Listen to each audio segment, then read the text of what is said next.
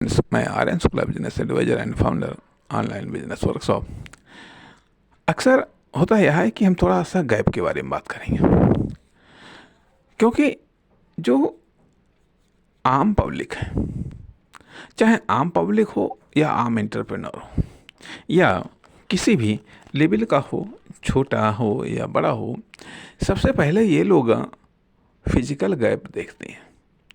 Physical gap देखते हैं अर्थात यहाँ पर काहे की दुकान नहीं है, यहाँ पर काहे की फर्म नहीं है, यहाँ पर किस चीज़ की कंपनी नहीं है, क्या चीज़ यहाँ पर नहीं है, कौन सा प्रोडक्ट नहीं है, कौन सी सर्विस नहीं है और दो दुकानों के बीच में कितना गैप है, या दो कंपनियों के बीच में कितना गैप है, दो फर्मों के बीच में स्थान का कितना गैप है, टाइम का कितना गैप है, अर्थात फिजिकल गैप जो देखने में आता है। दूसरा चीज़ आते हैं कि टेक्निकल गैप अर्थात किस फर्म दुकान में किस प्रकार की टेक्निक का इस्तेमाल होता है या किस प्रोडक्ट में किस प्रकार की टेक्निक का इस्तेमाल हो रहा है, किस सर्विस में किस प्रकार की टेक्निक का इस्तेमाल हो रहा है।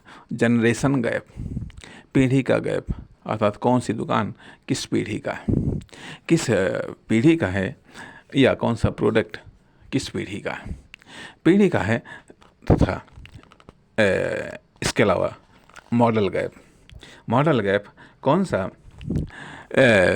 बिजनेस या कौन सा फर्म दुकान कंपनी का कौन सा मॉडल है, कब का मॉडल है आदि इत्यादि। ये कई प्रकार के गैप होते हैं।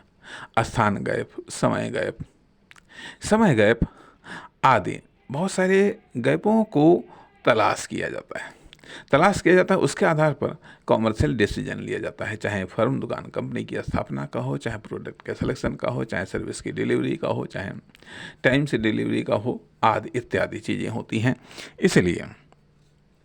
इसलिए सवाल इस बात का उठता है कि आखिरकार आपकी नज़र किस प्रकार के गैप पर है, किस गैप के आधार पर आपने कौन सा कॉमर्शियल डिसीजन या एक्शन लिया है।